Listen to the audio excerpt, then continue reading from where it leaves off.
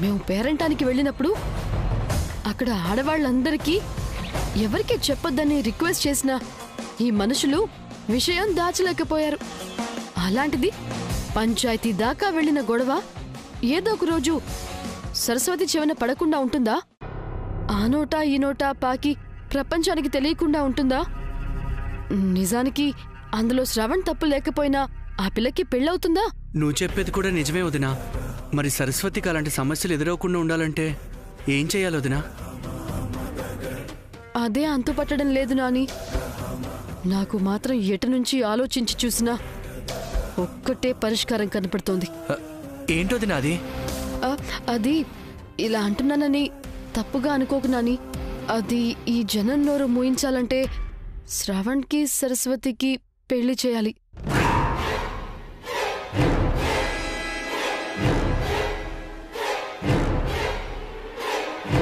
చేప పిల్ల మెల్లగా వల్లో పడుతుంది.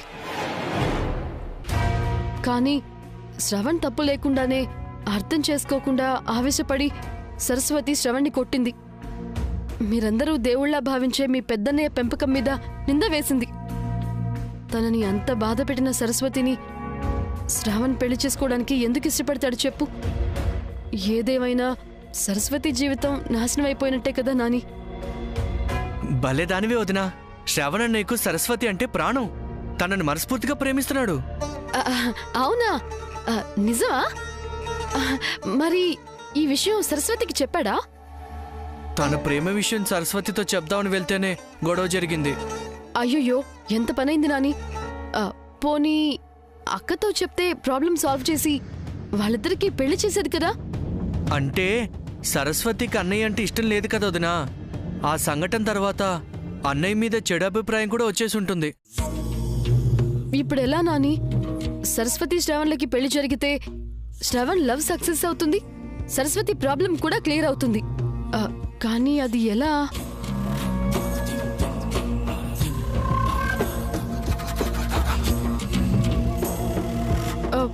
శ్రవణ్ సరస్వతిల విషయం ఎక్కడా చెప్పొద్దని మీ అన్నయ్య ఊరి జనం అందరి ముందు చెప్పకపోయినా బాగుండేదే. దానివల్ల ఉపయోగం ఏంటోదినా? చూడాని, ఇలాంటి పెళ్లిళ్లు జరగాలి అంటే జనాల నోళ్లే ప్రచార సాధనాలుగా ఉపయోగపడతాయి. అలా ఎలా వదినా? నెగటివ్ ఆలోచనలు ఉన్న మనుషులు నెగటివ్ టాపిక్స్ మాట్లాడడానికే ఎక్కువ ఇష్టపడతారు. రామరాజు గారి తమ్ముడు వాళ్ళింట్లో ఉన్న అమ్మాయి సరస్వతి నడుం మీద చెయ్యి వేశాడు అని ఒకడు 10 మందికి చెప్తాడు. ఆ 10 మంది ఇంకో 10 మందికి చెప్తారు. అలా అలా అలా అలా స్ప్రెడ్ అయ్యి శ్రవణ్కి పెళ్లి సంబంధాలు రావు, సరస్వతికి అసలే రావు.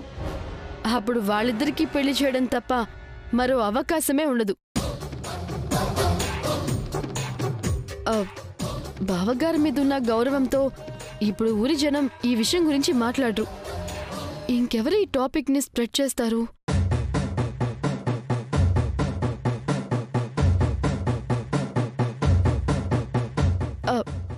ఏదో నా మనసుని చంపుకోలేక శ్రవణ్ ప్రేమ సక్సెస్ కావాలని ఇదంతా చెప్పానే కానీ ఇదంతా అయ్యే పని కాదులే నాని. నాని, ఇప్పుడు మనం మాట్లాడుకున్న విషయాలు ఎవరికి చెప్పవు కదా? మళ్ళీ మీ అన్నదమ్ముల మధ్య గొడవలు వస్తాయి.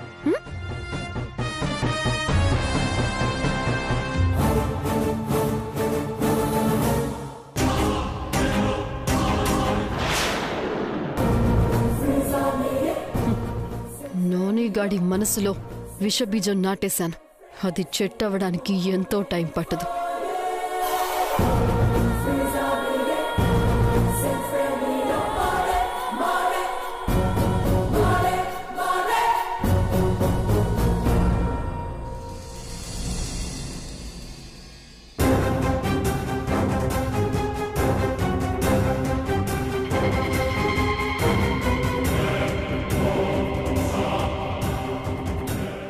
శ్రవణ్ తప్పు లేకపోయినా ఆ పిల్లకి పెళ్ళవుతుందా?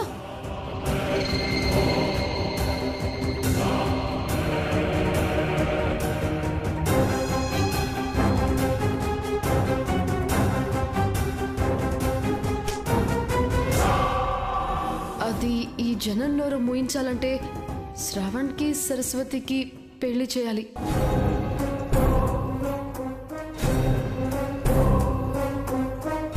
సరస్వతి శ్రవణ్లకి పెళ్లి జరిగితే శ్రవణ్ లవ్ సక్సెస్ అవుతుంది, సరస్వతి ప్రాబ్లం కూడా క్లియర్ అవుతుంది. సరస్వతి పెళ్లి జరగడానికి చిన్నదిన చెప్పిన ప్లాన్ బానే ఉన్నా వర్కౌట్ అవుతుందా లేక ఏమైనా ప్రాబ్లమ్స్ వస్తాయా?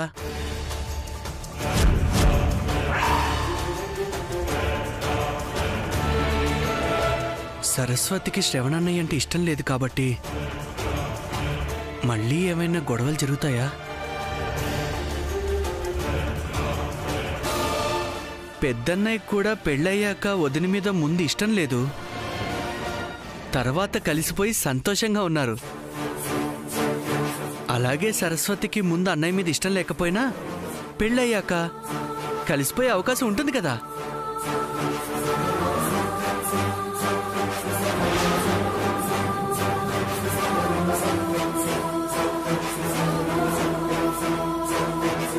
శ్రావణ్ అన్నయ్యకి సరస్వతికి పెళ్లి జరగాలంటే చిన్నదిన చెప్పినట్లుగా జనాల్లో టాక్ స్ప్రెడ్ చేయాలి. కరెక్ట్.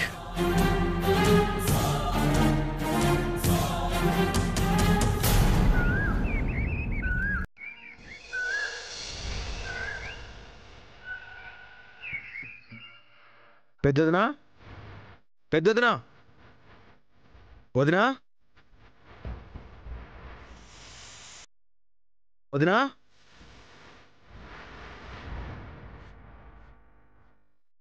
వదినా, వదినా, వదినా. ఏంటన్నయ్య? రేడాని వదిన్ని చూసావా? లేదన్నయ్య. ఎందుకు? అన్నయ్య ఇన్సూరెన్స్కి డబ్బులు కట్టమన్నాడు రా. వదిన దగ్గర డబ్బులు తీసుకుని పే చేద్దాం అనుకున్నాను. శ్రవణ్, అక్క బయటకెళ్ళింది. అలాగా, సర్లే. వదిన వచ్చాక వెళ్ళి ఇన్సూరెన్స్ డబ్బులు పే చేస్తాను. శ్రవణ్, వెయిట్ చేయడం ఎందుకు? మనీ బీరువాలోనే ఉన్నాయి కదా, వెళ్ళి తీసుకో. మాకు మేముగా బీరువా టచ్ ఏం వదినా. ఇంటి ఖర్చులకైనా సొంత ఖర్చులకైనా పెద్దొదినే డబ్బులు ఇస్తుంది. ఆ బీరువా పెద్దొదిని మాత్రమే తీస్తుంది. కావచ్చు నాని, కానీ ఇప్పుడు అక్క ఇంట్లో లేదు కదా. వృధా చేయడానికి మీరేం డబ్బులు తీయడం లేదు కదా, అవసరం కోసమే కదా. దానికి బీరువా తీస్తే తప్పే ఉంటుంది. తప్పు లేకపోవచ్చు వదినా. వదిన మాత్రమే అవసరాలకి డబ్బులు ఇవ్వాలన్నది ఈ ఇంటి పద్ధతి. ఆ పద్ధతి దాటి మేము ఒక అడుగు కూడా ముందుకు వెళ్ళాం. నేను కూడా ఈ ఇంటి కోడల్ని, నాకు కూడా ఇంట్లో సమాన హక్కు ఉందని మీ పెద్దదినే చెప్పింది. సో డబ్బు నేను తీసిస్తాను, రండి. వదినా వద్దు. ఆ బీరువా పెద్దొద్దుని మాత్రమే తీయాలన్నది పెద్దన్నయ్య ఆర్డరు. అవును వదినా. అయినా ఇప్పుడు అంత అర్జెంట్ ఏముంది? పెద్దదిని వచ్చాక వెళ్ళి ఇన్సూరెన్స్ డబ్బులు కట్టేస్తాను. శ్రవణ్, ఏం కాదు, మీరు అనవసరంగా భయపడకండి. బావగారికి అక్కకి నేను సమాధానం చెప్తాను, మీరు రండి.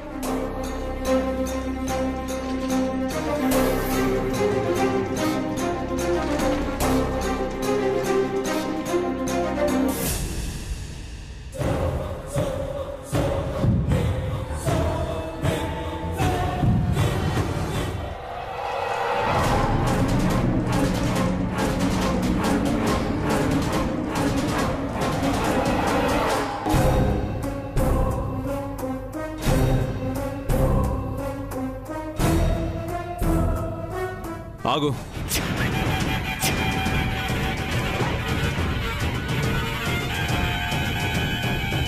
ఏం చేస్తున్నావు దాక్షాయని? శ్రవణ్కి ఇన్సూరెన్స్ డబ్బులు ఇద్దామని బీరువా తీస్తున్నానండి. ఆ బీరువా తీసే అర్హత మా వదినికి మాత్రమే ఉంది, ఇంకెవరికీ లేదు.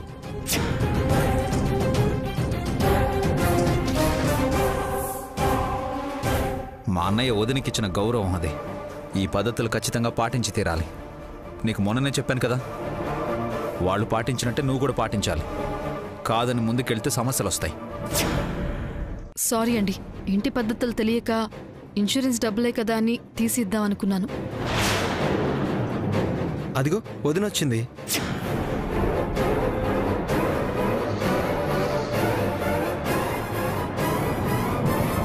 వదినా, ఇన్సూరెన్స్ కట్టడానికి డబ్బులు ఇవ్వవా?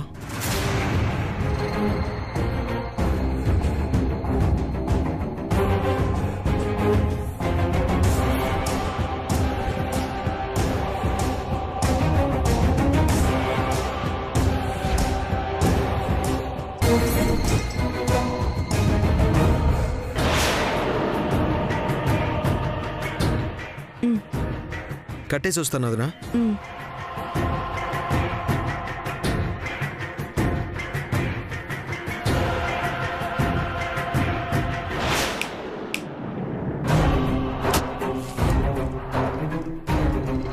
పెత్తనం అంటే బలవంతాన లాక్కునేది కాదు,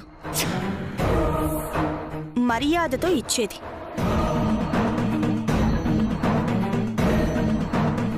నా భర్త మరుదులు కలిసి నాకు ఆ మర్యాద ఇచ్చారు. ఇప్పుడు చూసావుగా నా మరుదులు నాకు ఎంత విలువిస్తున్నారో. అదే విలువని నువ్వు కూడా సంపాదించడానికి ట్రై చేయి.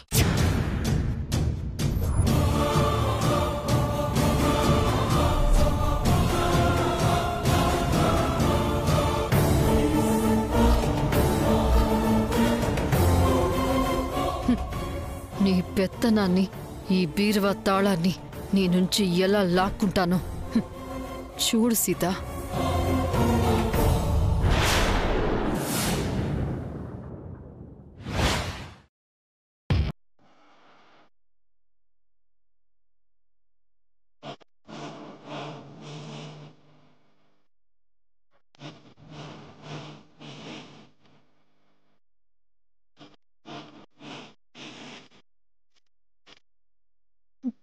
సీత అధికారం చలాయిస్తున్న ఆ బీరువా తాళాలు, ఈ ఇంటి పెత్తనం నా సొంతం కావాలంటే దానికి రామరాజే కరెక్ట్.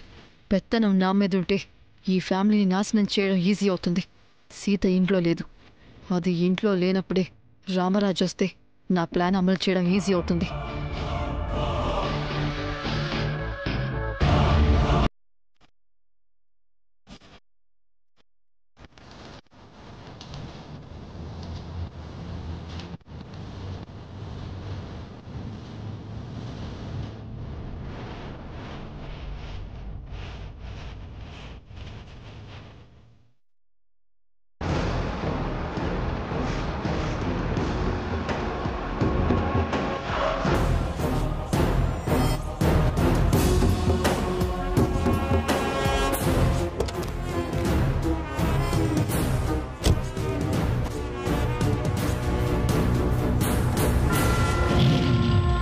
బావగారు, కాలు కడుక్కోండి. నీళ్లు నువ్వు ఇస్తున్నావేంటి దాక్షాయణి? సీత లేదా? లేదు బావగారు, బయటికి వెళ్ళింది.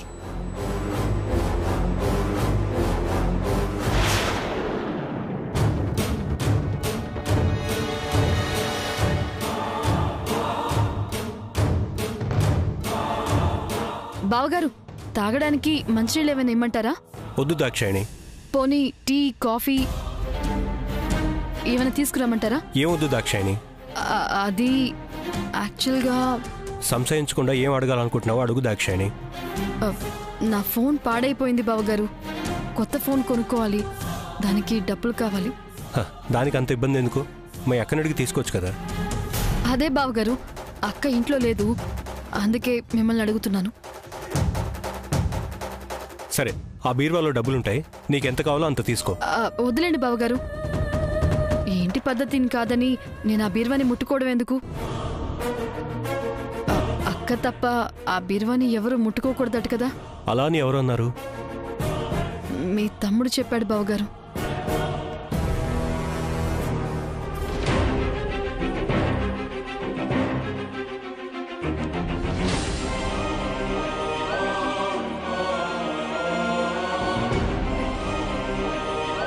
రూల్స్ బ్రేక్ చేయడం నాకు ఇష్టం లేదు బావగారు. మీరివ్వండి, లేదా అక్క వచ్చాక అడిగి తీసుకుంటాను. శంకర్, శంకర్. అన్నయ్య, దాక్షాయణిని బీరువా ముట్టుకోవద్దని చెప్పావా? అవునన్నయ్య, అది మనం వదినకిచ్చిన పెత్తనం కాదు, గౌరవం. ఆ గౌరవం ఇంట్లో వదినికి ఎప్పటికీ అలాగే ఉండాలి. తప్పు శంకర్. దాక్షాయణి ఇప్పుడు ఇంటి కోడలు. సీతకి ఇంట్లో ఎంత హక్కు ఉందో నీ భార్యకు కూడా అంతే హక్కు ఉంది. సీతకిస్తున్న గౌరవంతో సమానంగా మీరు కూడా దాక్షాయణి గౌరవం ఇవ్వాలి. మాకెవరికి సీత వదిన వేరు, చిన్నదిన వేరు అన్న ఫీలింగ్ లేదన్నయ్య.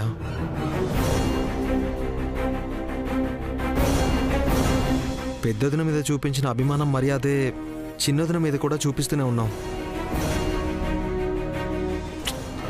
నేను చెప్పేది చూపించే అభిమానం, ఇచ్చే మర్యాద గురించి కాదురా. ఇంటిని నడిపే బాధ్యతలో అందరికీ సమాన వాటా ఇవ్వాలి అంటున్నాను. అయ్యో బావగారు, వీళ్ళన్నెప్పుడూ తక్కువ చేసి చూడలేదు బావగారు.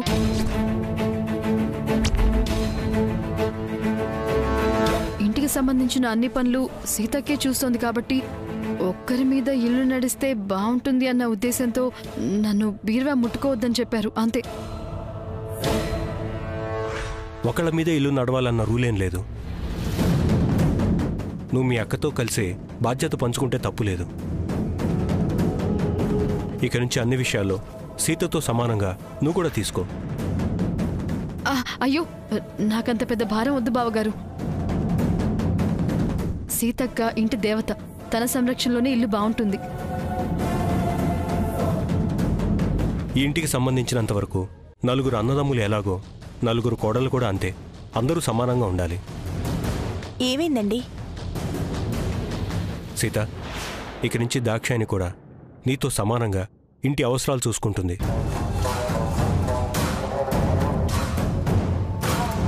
నీతో కలిసి బాధ్యత పంచుకుంటుంది. దాక్షాయిని బాధ్యత పంచుకుంటానంటే నాకెందుకు అభ్యంతరం ఉంటుందండి?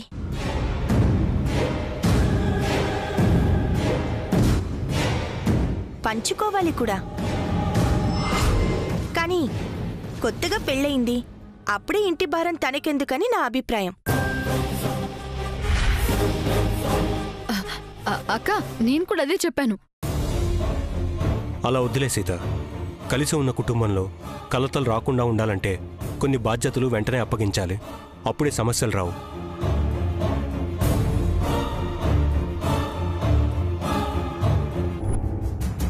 భవిష్యత్తులో కూడా చిన్న విషయాలకు అహం అడ్డు వచ్చి మనస్పర్ధలు రావచ్చు. ఆ అవకాశం మనం తీసుకోవటం ఎందుకు?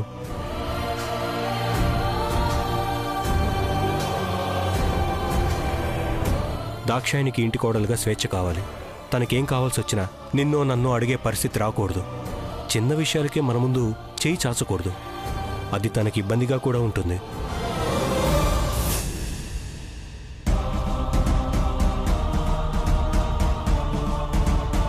నీ మాటకి ఎదురు చెప్తున్నానని తప్పుగా అనుకోవద్దన్నయ్య.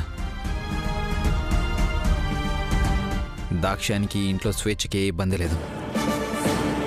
వదిన కూడా తనకి తల్లి లాంటిది. మన అవసరాలకి తల్లిని అడిగి తీసుకుంటే తప్పేముంది?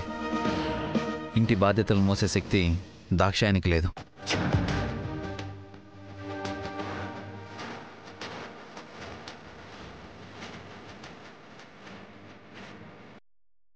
వదిన్నే చూసుకోమన్నయ్య. శంకర్, తను బాధ్యత తీసుకోకుండానే భరించలేదని నువ్వెలా చెప్తున్నావు? దాక్షాయిని ఇంటి బాధ్యత సరిగ్గా చక్కదిద్దగలదని నా నమ్మకం. సీత ఏంటి రివర్స్లో వస్తోంది? ఏమండి, సమాన బాధ్యత పంచుకోకపోతే చిన్న విషయాలకి ఎలా సమస్యలు వస్తాయో ఇద్దరం వాట పంచుకున్నా కూడా అంతే సమస్యలొచ్చే అవకాశం ఉంది.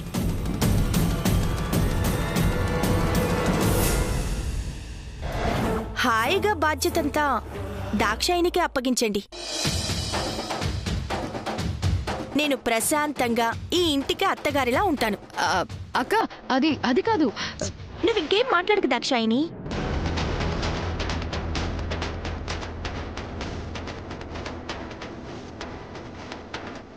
ఇంటి బాధ్యతంతా ఈ క్షణం నుంచి నీదే.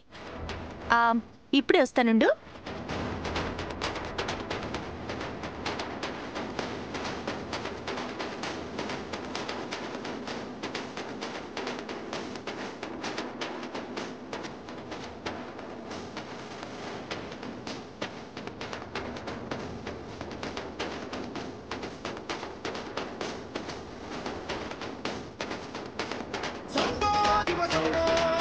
ఇదిగో దాక్షాయిని, ఇక నుండి ఇంటి బాధ్యతల్ని జాగ్రత్తగా చూసుకో.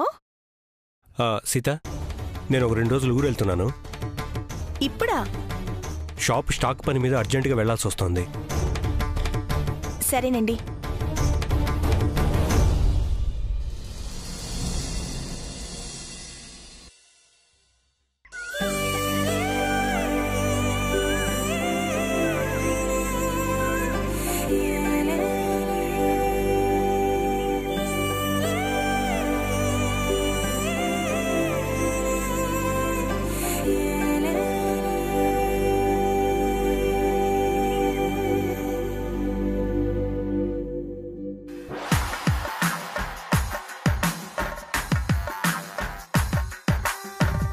దాక్షాయిని, తెలివిగా నా భర్త దగ్గర నాటకాలాడి ఇంటి పెత్తనం తీసుకుంటావా?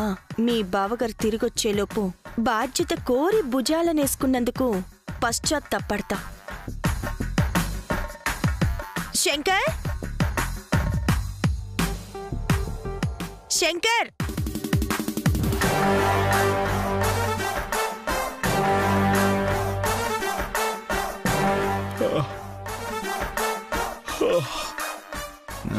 ఏంటోదినా? టైం 6 అవుతుంది. దాక్షాయిని లేవలేదా? ఇంకా లేవలేదు వదినా. అదేంటి శంకర్, ఉదయం 5 గంటలకే మన ఇంటి ముందు పేడ నీళ్లు చల్లి ముగ్గులు పెట్టకపోతే మీ అన్నయ్యకి కోపం వస్తుందని తెలుసు కదా. ఇంటి పెత్తనం తీసుకున్న దాక్షాయినికి పాపం ఇవన్నీ తెలియదనుకుంటా. కనీసం నువ్వైనా చెప్పాలి కదా. సరే సరే, తొందరగా వచ్చి ముగ్గేమని చెప్పు.